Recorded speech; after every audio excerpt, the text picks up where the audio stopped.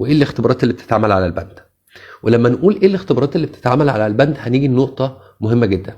انا تقريبا بيجي لي اسئله بشكل شبه يومي: الاختبار الفلاني بيتعمل ازاي، الاختبار الفلاني بيتعمل ازاي. مهندس الجوده مش هو اللي بيعمل الاختبارات. يعني انا كسرت في حياتي 3 تريليون مكعب، بس انا في الحقيقه لو سبتني قدام مكنه المكعبات لوحدي مش هعرف اشغلها. مش دوري. في مهندس ماتيريال، في مهندس اختبارات، مهندس المعمل او مهندس الجوده بتاع المعمل، هو الراجل ده اللي بيعرف يعمل الاختبار. انا اكيد عارف الميثود بتاعت الاختبار. احنا بالظبط تحديدا في النقطه دي احنا شبه مثلا الدكتور لما حد بيروح عند الدكتور بيطلب منه اشعه او بيطلب منه تحاليل.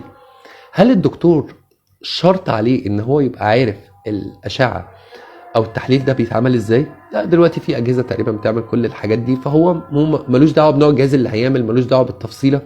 بس هو المفروض ان هو راجل بيجيد قراءه التحليل. يعني انا المفروض في الاخر انا بقول لك اعمل لي اختبار سندكون مثلا، هنعمل اختبار سندكون هنا. انا اكيد مش انا اللي هجيب الرمل القياسي واخد العينات، ده مش شغلي. في شخص مسؤول هيعمل الكلام ده. انما انا لما يجي لي الورقه بتاعت التقرير انا بعرف اقراها، عارف اقرا الورقه دي، وعارف الرقم ده لو مش لو احنا 95، لو تحت ال 95 يبقى احنا عايزين ايه، لو فوق ال 95 يبقى احنا عايزين ايه. يعني انا من الاخر بعرف اقرا النتائج واعرف ايه المشكله في اللي انا قريته. نفس الكلام في اختبارات الحديد. هل انا عارف اختبار الشد بيتم ازاي والتاني والكيميكال؟ ما اعرفش. ولو اعرف معلومات سطحيه من ايام الكليه او معلومات او حاجات انا قريتها. هي الفكره في الممارسه. انا ما عملتش الاختبار ده بايدي ومش بعمله بايدي، بس انا هيجي لي تقرير الكيميكال هبص فيه في ريفرنس للكلام ده، بقارن النتائج اعرف لو ده كذا يبقى كذا. الويل دبل بيبقى الكربون المعامل الكربوني قد ايه، واللي مش الويل دبل بيبقى المعامل الكربوني قد ايه. الثاني الشد مش عارف ايه. فاحنا بنجيد قراءه التقارير والتشخيص. زي ما قلنا نفس المثال، لو دكتور يشوف والله مش عارف في السي بي سي في كذا يبقى ده عنده كذا او عنده كذا. فاحنا هي دي النقطه اللي احنا بنقدر نتعامل بيها بشكل كويس، لان احترام التخصص ده واجب. ان انا اقعد او حتى لو انا مهندس اقعد افتي في كل حاجه وفي الاختبارات وبتتعمل ازاي، لا مش تخصصي. انا اكيد شفت مليون شوب دروينج قبل كده، بس هل انا بعرف اعمل شوب دروينج؟ لا طبعا. في مهندس متخصص شاطر جدا عمل مليون لوحه قبل كده، هو اكيد اشطر مني بكتير جدا في عمل اللوحه، وده تخصصه. فانا يعني بنحترم تخصصات بعض من غير تدخل. هتقولي طب موضوع الاختبارات او ان انا كمهندس جوده والاختبارات، ما انا برضو انا كمهندس جوده حتى بعد العمر ده انا مش ساحر. انا بفتح مواصفه المشروع اللي انا شغال فيها، فين فقرة الدهانات، اي فقرة الدهانات لقيناها ببص عليها.